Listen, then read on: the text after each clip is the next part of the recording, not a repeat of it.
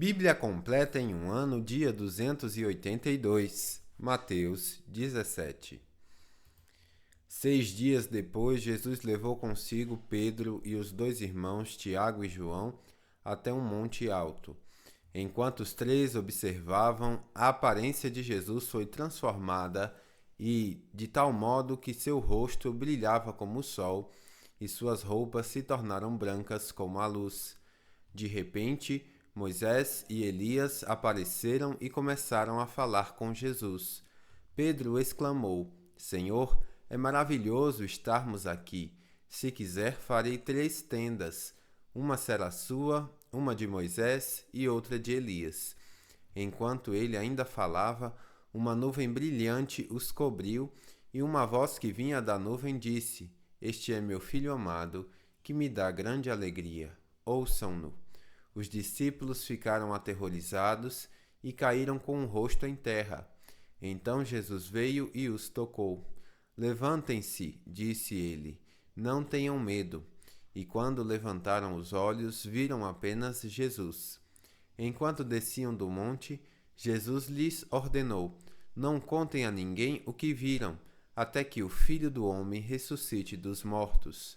Os discípulos lhes perguntaram: Por que os mestres da lei afirmam que é necessário que Elias volte antes que o Cristo venha? Jesus respondeu: De fato, Elias vem e restaurará tudo.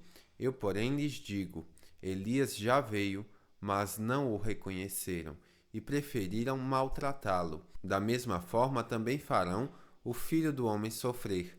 Então os discípulos entenderam que ele estava falando de João Batista. Ao pé do monte, uma grande multidão os esperava. Um homem veio, ajoelhou-se diante de Jesus e disse: Senhor, tenha misericórdia de meu filho. Ele tem convulsões e sofre terrivelmente.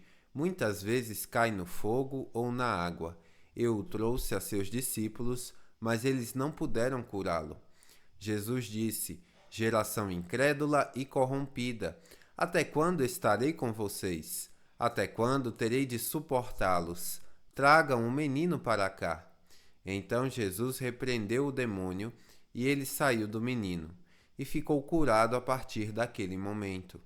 Mais tarde, os discípulos perguntaram a Jesus em particular: Por que não conseguimos expulsar aquele demônio? Porque a sua fé é muito pequena, respondeu Jesus. Eu lhes digo a verdade: se tivessem fé, ainda que do tamanho de uma semente de mostarda, poderiam dizer a este monte: mova-se daqui para lá, e ele se moveria. Nada seria impossível para vocês. Mas essa espécie não sai senão com oração e jejum.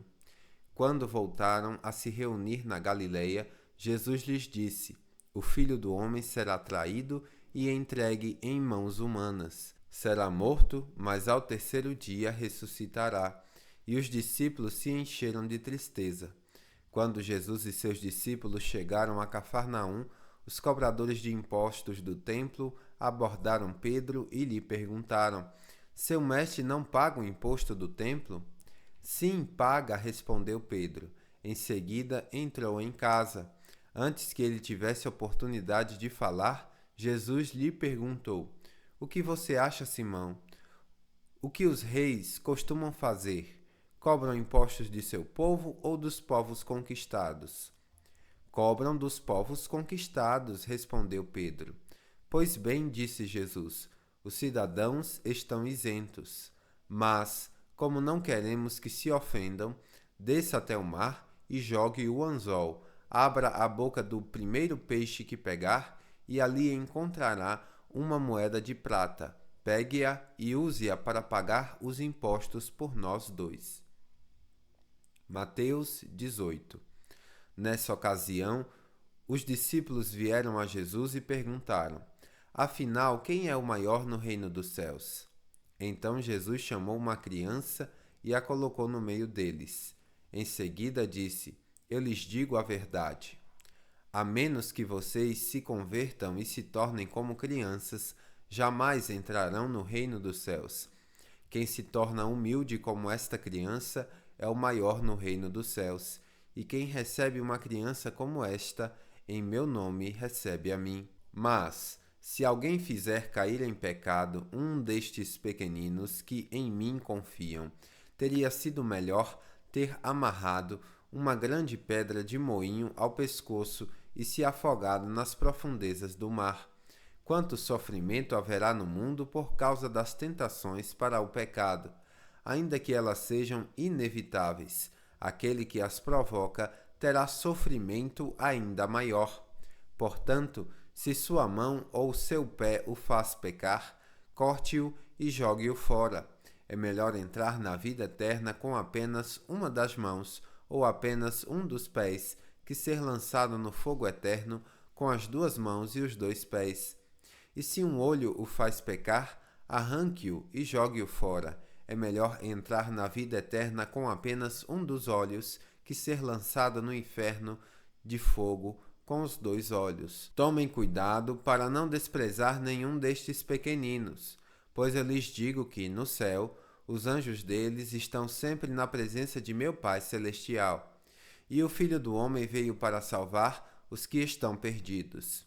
Se um homem tiver 100 ovelhas e uma delas se perder, o que vocês acham que ele fará? Não deixará as outras 99 nos montes e sairá à procura da perdida? E se a encontrar, eu lhes digo a verdade, ele se alegrará por causa dela, mais que pelas 99 que não se perderam. Da mesma forma, não é da vontade de meu Pai no céu que nenhum destes pequeninos se perca. Se um irmão pecar contra você, fale com ele em particular e chame-lhe atenção para o erro. Se ele o ouvir, você terá recuperado seu irmão. Mas se ele não o ouvir, leve consigo um ou dois outros e fale com ele novamente, para que tudo que você disser seja confirmado por 2 ou 3 testemunhas. Se ainda assim ele se recusar a ouvir, apresente o caso à igreja. Então, se ele não aceitar nem mesmo a decisão da igreja, trate-o como gentil ou cobrador de impostos. Eu lhes digo a verdade: o que vocês ligarem na terra terá sido ligado no céu, e o que desligarem na terra terá sido desligado no céu. Também lhes digo que, se 2 de vocês concordarem aqui na terra a respeito de qualquer coisa que pedirem, meu Pai no céu os atenderá. Pois, onde 2 ou 3 se reúnem em meu nome, eu estou no meio deles. Então, Pedro se aproximou de Jesus e perguntou: Senhor, quantas vezes devo perdoar alguém que peca contra mim? 7 vezes? Jesus respondeu: Não 7 vezes, mas 70 vezes 7. Portanto, o reino dos céus pode ser comparado a um senhor que decidiu pôr em dia as contas com os servos que lhe deviam. No decorrer do processo, trouxeram diante dele um servo que lhe devia 70 milhões de moedas. Uma vez que o homem não tinha como pagar, o Senhor ordenou que ele, sua esposa, seus filhos e todos os seus bens fossem vendidos para quitar a dívida. O homem se curvou diante do Senhor e suplicou: Por favor, tenha paciência comigo e eu pagarei tudo. O Senhor teve compaixão dele, soltou-o e perdoou-lhe a dívida. No entanto, quando o servo saiu da presença do Senhor, foi procurar outro servo que trabalhava com ele e que lhe devia 100 moedas de prata. Agarrou-o pelo pescoço e exigiu que ele pagasse de imediato. O servo se curvou diante dele e suplicou: Tenha paciência comigo e eu pagarei tudo. O credor, porém, não estava disposto a esperar. Mandou que o homem fosse lançado na prisão até que tivesse pago toda a dívida. Quando outros servos companheiros dele viram isso, ficaram muito tristes. Foram ao Senhor e lhe contaram tudo o que havia acontecido. Então o Senhor chamou o homem cuja dívida ele havia perdoado e disse: Servo mau, eu perdoei uma imensa dívida porque você me implorou.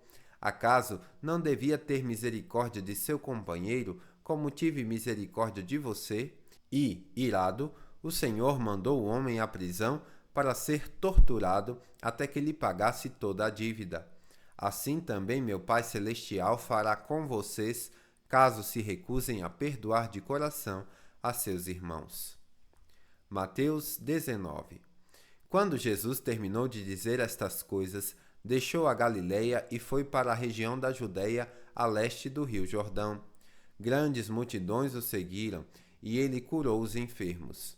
Alguns fariseus apareceram e tentaram apanhar Jesus numa armadilha, perguntando: deve-se permitir que um homem se divorcie de sua mulher por qualquer motivo?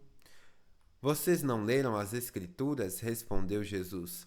Elas registram que desde o princípio o Criador fez homem e mulher, e disse: por isso o homem deixa pai e mãe e se une à sua mulher, e os dois se tornam um só. Uma vez que não são dois, mas um, que ninguém separe o que Deus uniu. Eles perguntaram: então por que Moisés disse na lei que o homem poderia dar à esposa um certificado de divórcio e mandá-la embora?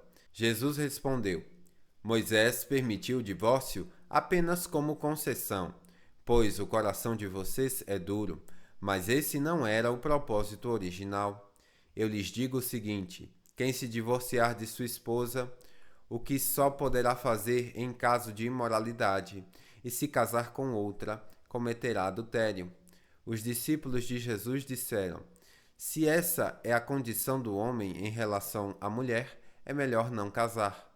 Nem todos têm como aceitar esse ensino, disse Jesus. Só aqueles que recebem a ajuda de Deus. Alguns nascem eunucos, alguns foram feitos eunucos por outros, e alguns a si mesmos se fazem eunucos por causa do reino dos céus. Quem puder, que aceite isso.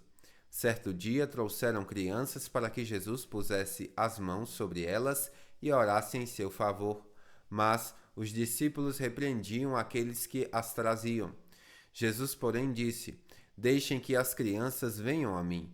Não as impeçam, pois o reino dos céus pertence aos que são como elas.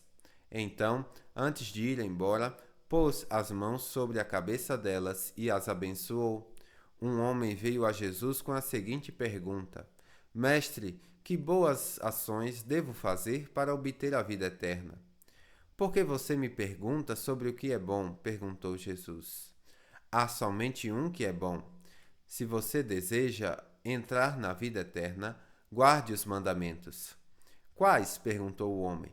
Jesus respondeu: não mate, não cometa adultério, não roube, não dê falso testemunho, honre seu pai e sua mãe, ame o próximo como a si mesmo. Tenho obedecido a todos esses mandamentos, disse o homem. O que mais devo fazer? Jesus respondeu: se você quer ser perfeito, vá, venda todos os seus bens e dê o dinheiro aos pobres. Então você terá um tesouro no céu. Depois venha e siga-me. Quando o rapaz ouviu isso, foi embora triste, porque tinha muitos bens. Então Jesus disse a seus discípulos: eu lhes digo a verdade. É muito difícil um rico entrar no reino dos céus. Digo também: é mais fácil um camelo passar pelo buraco de uma agulha que um rico entrar no reino de Deus. Ao ouvir isso, os discípulos ficaram perplexos e perguntaram: então quem pode ser salvo? Jesus olhou atentamente para eles e respondeu: para as pessoas isso é impossível, mas tudo é possível para Deus. Então Pedro disse: deixamos tudo para segui-lo. Qual será nossa recompensa? Jesus respondeu: eu lhes garanto que quando o mundo for renovado e o Filho do Homem se sentar em seu trono glorioso, vocês que foram meus seguidores também se sentarão em 12 tronos para julgar as 12 tribos de Israel. E todos que tiverem deixado casa, irmãos, pai, mãe, filhos ou prosperidades por minha causa, receberão em troca 100 vezes mais e herdarão a vida eterna. Contudo, muitos primeiros serão últimos, e muitos últimos serão primeiros. Bíblia completa em um ano, final do dia 282.